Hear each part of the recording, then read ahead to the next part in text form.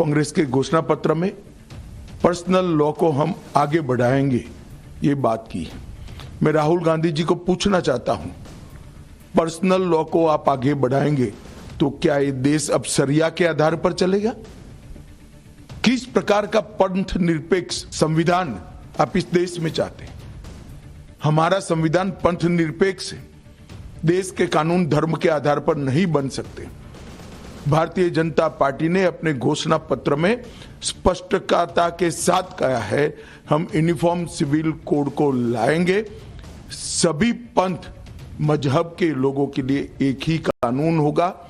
हमने ट्रिपल तलाक समाप्त किया है, यूसीसी की शुरुआत की है, उसको हम आगे बढ़ाएंगे। राहुल गांधी जी पर्सनल लॉ की बात करते हैं, वो देश को खंड खंड तोड़ने की बात है। और शरिया के आधार पर क्या देश चलेगा? पीएम मोदी जिस तरह कांग्रेस के मुस्लिम प्रेम को उजागर करने के लिए अग्रेसिव है, उससे कांग्रेस के नेता बौखलाए दिख रहे हैं।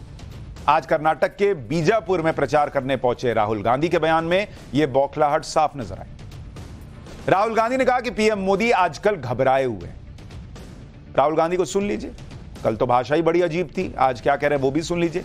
फिर आपको बताऊंगा सुप्रीम कोर्ट ने कैसे ईवीएम पर विपक्ष के नैरेटिव को ध्वस्त कर दिया। आप प्रधानमंत्री के भाषण देखते हो, घबराए हुए हैं। शायद कुछ ही दिनों में स्टेज पे आंसू निकल आए। 24 घंटा आपका ध्यान इधर उधर करते रहते हैं। पीएम मोदी और अमित शाह कांग्रेस को एक्सपोज करने में जुटे हैं, तो कांग्रेस समेत इंडी गठबंधन और वो सभी लोग आज ईवीएम के मामले में फिर से एक्सपोज हो गए, जो ईवीएम पर लगातार सवाल उठाते रहे और ये कहते रहे हैं कि ईवीएम की जगह पर बैलेट पेपर से चुनाव होना चाहिए।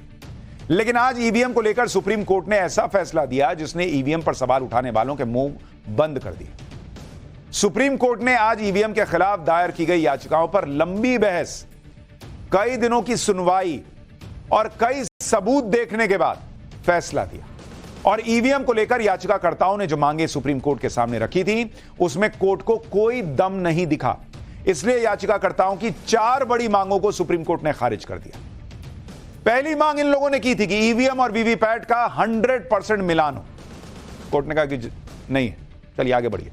दूसरी मांग, बैलेट पेपर से चुनाव कराने की मांग की गई थी। कोर्ट ने कहा कि बैलेट पेपर से चुनाव होगा, नहीं होगा, आगे बढ़िए। तीसरी मांग, वीवीपैट की पर्ची वोटर के हाथ में दी जाए और वोटर ही उसे बॉक्स में डाले। कोर्ट ने कहा कि बात ये भी नहीं। चौथी मांग, वीवीपैट की स्क्रीन ट्रांसपेरेंट की जाए ताकि पर्ची कटकर गिरती हुई भी दिखे। सुप्रीम कोर्ट ने साफ शब्दों में कहा कि याचिकाकर्ता यह नहीं बता पाए कि ईवीएम की वजह से कैसे फ्री एंड फेयर इलेक्शन प्रभावित होते हैं और ना ही यह स्पष्ट कर पाए कि वीवीपैट स्लिप की 100% मैचिंग न होने से वोटर के अधिकारों का कैसे हनन हो रहा है। यानी 4 डिमांड थी याचिकाकर्ताओं की, उनकी तरफ से लड़ रहे वकील प्रशांत भूषण की, और चारों को ऐसे मोड़ के डस्टबिन में फेंक दिया गया। मतलब लिटरली नहीं, लेकिन फेंक दिया गया। एक तरीके से यही हुआ इनके साथ कि जाओ कूड़े में, कोई दम नहीं दिख रहा है। अब आपको डिटेल में बताता हूं कि याचिकाकर्ताओं की सभी 4 मांगों को सुप्रीम कोर्ट ने कौन से तर्कों के आधार पर रिजेक्ट किया। जैसे बैलेट पेपर से चुनाव कराने की मांग थी, इस पर सुप्रीम कोर्ट ने कहा कि बैलेट पेपर पर वापस जाने की मांग अनुचित है। बैलेट पेपर की खामियों के बारे में हम सभी को पता है, इसको लेकर बहुत से दस्तावेज भी हैं।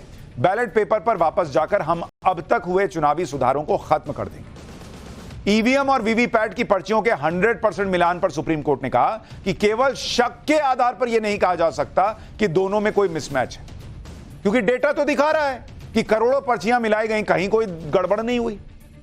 इस आधार पर 100% वेरिफिकेशन को अलाउ नहीं किया जा सकता। इसके लिए आपको सबूत देने होंगे।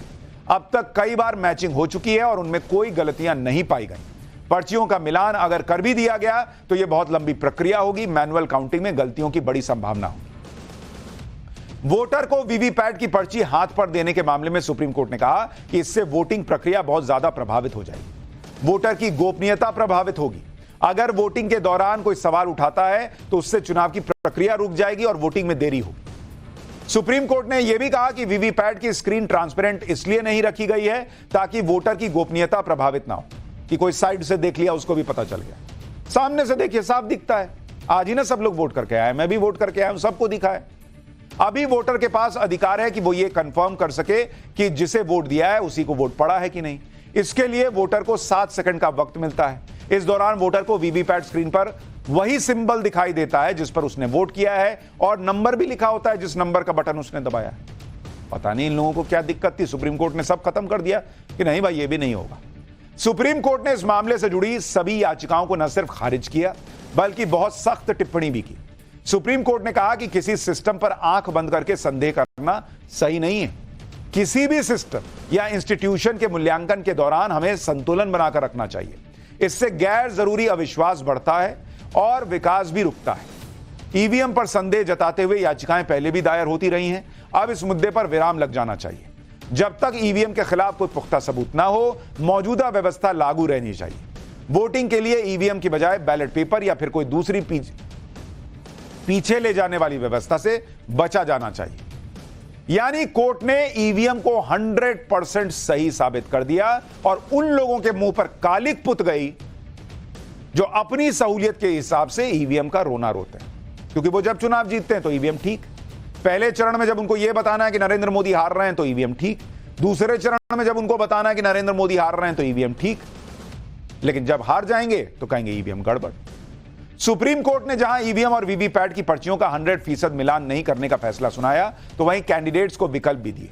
इसके लिए कोर्ट ने 2 निर्देश जारी किए। पहला यह कि सिंबल लोडिंग प्रोसेस पूरा होने के बाद सिंबल लोडिंग यूनिट यानी एसएलयू को सील किया जाए और इसे भी 45 दिन तक सुरक्षित रख लिया जाए।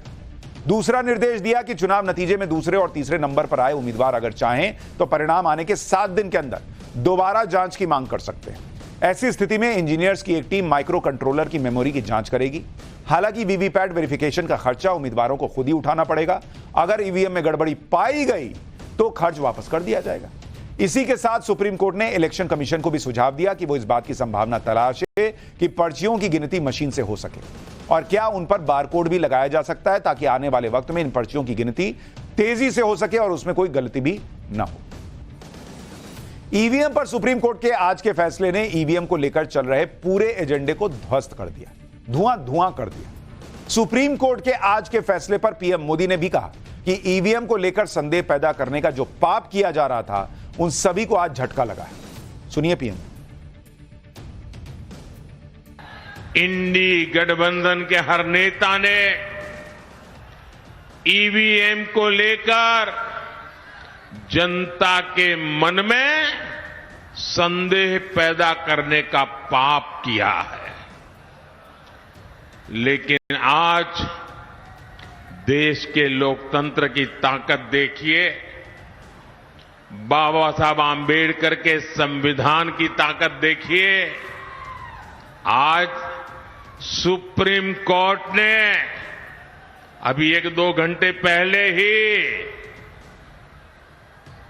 मतपेटियों को लूटने का इरादा रखने वालों को ऐसा गहरा झटका दिया है, ऐसा गहरा झटका दिया है कि उनके सारे सपने चूर चूर हो गए हैं।